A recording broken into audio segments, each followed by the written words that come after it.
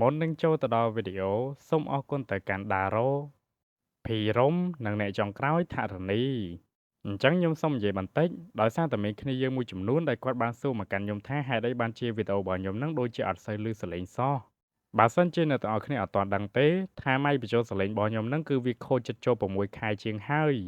អញ្ចឹងហើយរបស់ដែលខ្ញុំបញ្ចូលសលេងរាល់ថ្ងៃហ្នឹងវាត្រឹមតែជាការធម្មតាតែប៉ុណ្ណោះ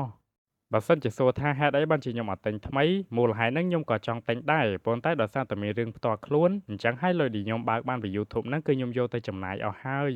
យប៉ុន្តែបើសិនជាគ្នាយើងចង់ជួយមកកាន់ខ្ញុំដើម្បីទិញជាមួយនឹងម៉ៃថ្មីគ្នាយើងគឺអាច support ខ្ញុំបានតាមរយៈ QR មួយនេះតិចឬច្រើនខ្ញុំគឺទទួលយកទាំងអស់ហេតុការណ៍បានបន្តនៅពេលដែលសេរ៉ានេះគឺបានភ្ញាក់ពីដំណេកនាងគឺបានឃើញជាមួយនឹងទូឯកប្រុសកំពុងតែនៅជិតនាងនៅវគ្គមុនយើងគឺបានបញ្ចប់នៅពេលដែលនាងបានសម្លឹងឃើញជាមួយនឹងអាជីងចាំងរបស់ទូឯកប្រុសងើបមកច្អល់មុខចៃដន្យពេលហ្នឹងទូឯកប្រុសគាត់ក៏បានភ្ញាក់អំពីការកេងដែររួចគាត់បាននិយាយបញ្យល់ប្រាប់ទៅកាន់នាងថាវាគឺជាបន្ទប់គេងរបស់គាត់សេរ៉ាបានសួរទៅកាន់ទូឯកប្រុសថាតើហេតុអ្វីបានជានាងស្ថិតនៅទីនេះហើយនាងគឺមកទីនេះដោយរបៀបណាតួឯកប្រុសក៏បានប្រាប់ទៅកាន់នាងវិញថាតើនាងភ្លេចហើយមែនរឿងតាំងពីយប់មិញប៉ុន្តែបើសិនជានាងភ្លេចក៏វាល្អដែរនៅពេលដែលឮអញ្ចឹងសេរ៉ានេះក៏ចាប់ផ្ដើមគិតតែម្ដងប្រហែលជាយប់មិញតួឯកប្រុសបានស៊ីស៊ីនមកកាន់នាងបាត់ទៅហើយអញ្ចឹងហើយនាងបានប្រាប់ទៅកាន់តួឯកប្រុសថាគួរតែសម្លាប់នាងចោលទៅដោយសារតែវាគឺជារឿងដ៏គួរឲ្យអាម៉ាស់បំផុតសម្រាប់នាងអញ្ចឹងខ្ញុំសូមប្រាប់ជាមួយនឹងឈ្មោះតួឯកប្រុសឲ្យហើយទៅដែលគាត់គឺមានឈ្មោះថាវេ វេបាននិយាយទៅកាន់សេរ៉ាវិញថាគាត់គឺមិនដឹងអំពីទំនៀមទម្លាប់របស់នាងយ៉ាងម៉េចនោះទេឬក៏ទំនៀមទម្លាប់របស់នាងនៅពេលដែលនាងខ្មាស់គេនាងគឺត្រូវសម្លាប់ខ្លួនបើតាមទំនៀមទម្លាប់របស់គាត់ភាពថាអាម៉ាស់វាគឺបង្កើតឡើងត្រឹមតែមួយផ្លេតតែប៉ុណ្ណោះมันបានយូរប៉ុន្មានទេវានឹងចាប់ផ្ដើមរលត់ទៅវិញម្ដងបន្តិចម្ដងបន្តិចប៉ុន្តែនៅពេលនោះសិស្សនេះក៏បានធ្វើដំណើរមកដល់ដើម្បីយកជាមួយនឹងសម្លៀកបំពាក់ឲ្យទៅកាន់តួឯកប្រុស នៅពេលដែលនាងបានមើលទៅកាន់សេរ៉ាហាក់ដូចជាគ្មានបញ្ហានាងក៏បានបញ្យល់ប្រាប់ថាហេតុអ្វីបានជាសេរ៉ាបានធ្វើដំណើរមកដល់ទីនេះដោយសារតែពីម្សិលមិញនៅពេលដែលនាងបានដោះនៅខ្នោះដៃខ្នោះជើងឲ្យទៅកាន់សេរ៉ារួចហើយសេរ៉ានេះក៏ចាប់ផ្ដើមឈឺរួចនាងក៏ចាប់ផ្ដើមក្អួតអញ្ចឹងហើយនាងគឺបាននាំសេរ៉ាមកទីនេះដើម្បីឲ្យវេមើលជាមួយនឹងជំងឺរបស់នាងដោយសារតែវេគាត់គឺចេះផ្សំថ្នាំហើយគាត់ក៏ចេះមើលជាមួយនឹងជំងឺទាំងអស់នឹងផងដែរ សេរ៉ាបានសួរបញ្ជាក់ទៅកាន់ពួកគេថាតើប្រកាសហើយមែនថាយប់មិញគាត់គឺមិនបានធ្វើអីមកកាន់នាងសេរ៉ានេះគឺបានសួរទៅកាន់សិស្សវិញម្ដងថាហេតុអ្វីមើលទៅកាន់នាងដូចជាមិនអៀនជាមួយនឹងតួឯកប្រុសតតែសោះសិស្សបាននិយាយទៅកាន់នាងវិញថាអៀនធ្វើអីទៀតដោយសារតែនាងគឺឃើញរបស់គាត់នឹងសឹងតែស៊ាំបាត់ទៅហើយវាដូចជាអ្វីដែលវេនបាននិយាយអញ្ចឹងនៅទីនេះពួកគេគឺមិនខ្វល់អំពីភាពអាម៉ាស់នោះទេ វេនបាននិយាយទៅកាន់នាងថាបើសិនជានាងចង់ធ្វើអ្វីធ្វើឲ្យហើយទៅដោយសារតែគាត់គឺទៅខាងក្រៅដើម្បីចាំជាមួយនឹងអាហារពេលព្រឹក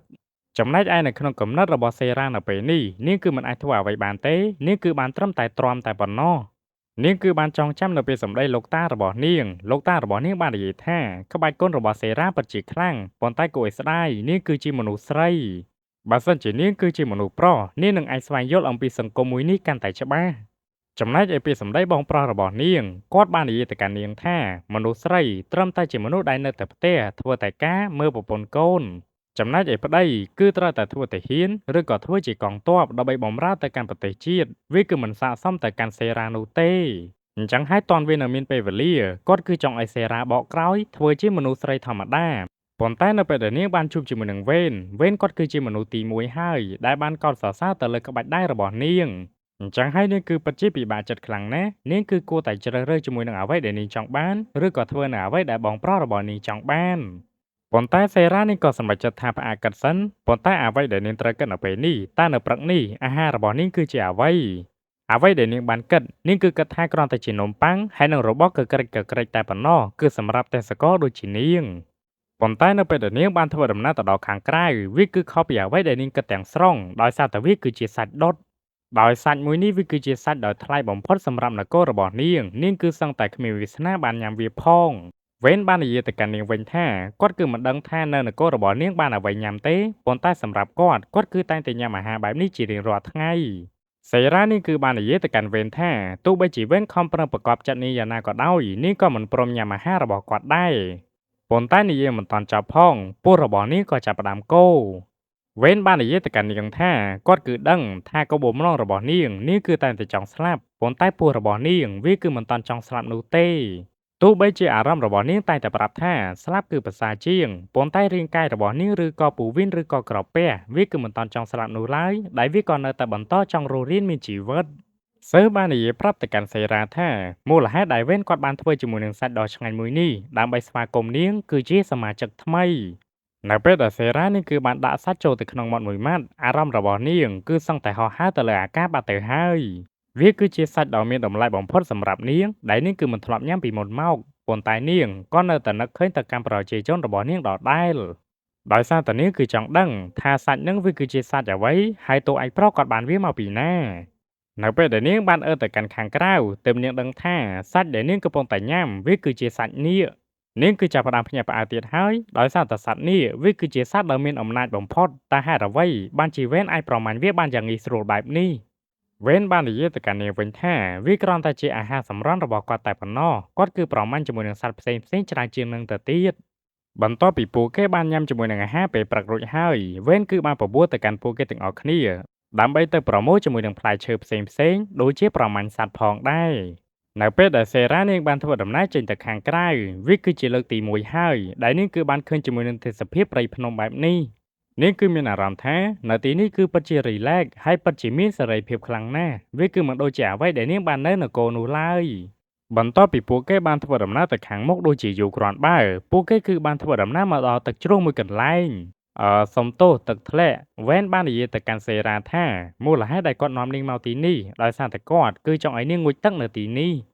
ប៉ុន្តែសេរ៉ានេះគឺមិនបានគិតអញ្ចឹងនោះទេដែលនាងគឺគិតថាវ៉ែនគឺកំពុងតែមើលងាយទៅកាន់នាងដោយសារតែប្រជាជនរបស់នាងគឺគ្មានជាមួយនឹងទឹកល្អឬក៏ពិភពទឹកដើម្បីឲ្យពួកគេធ្វើជាមួយនឹងដំណាំឡើយចំណែកឯវេនគាត់ហាក់ដូចជាយល់អំពីអារម្មណ៍របស់នាងរួចគាត់បាននិយាយទៅកាន់នាងថាគាត់គឺមិនមែនអួតទៅកាន់នាងទេគាត់គ្រាន់តែចង់ឲ្យនាងឃើញតែប៉ុណ្ណោះអញ្ចឹងហើយវេនគាត់ក៏សម្រេចចិត្តថាទុកឲ្យពួកគេងូតទឹកតែពីរនាក់ចំណែកឯគាត់វិញគឺទៅងូតកន្លែងផ្សេងនៅពេលដែលសេរ៉ាហើយនិងសិស្សពួកគេកំពុងតែងូតទឹកតែពីរនាក់សេរ៉ានេះគឺបានសង្កេតឃើញថាគឺមានជាមួយនឹងសត្វចម្លែកជាច្រើនគឺតែងតែធ្វើដំណើរមកជិតពួកគេប៉ុន្តែពួកវាគឺមិនបានបើកការវាយប្រហារទៅកាន់ពួកគេឡើយសិស្សបាននិយាយទៅកាន់សេរ៉ាថាមូលហេតុដែលពួកវាមិនបើកការវាយប្រហារមកកាន់យើងដោយសារតែពួកវាគឺខ្លាចនៅអំណាចរបស់វេនដោយសារតែវាគឺខ្លាចវេនបរបាញ់ទៅកាន់ពួកវាក៏សម្រេចចិត្តថាមិនបើកការវាយប្រហារទៅកាន់មនុស្សណាមួយឡើយ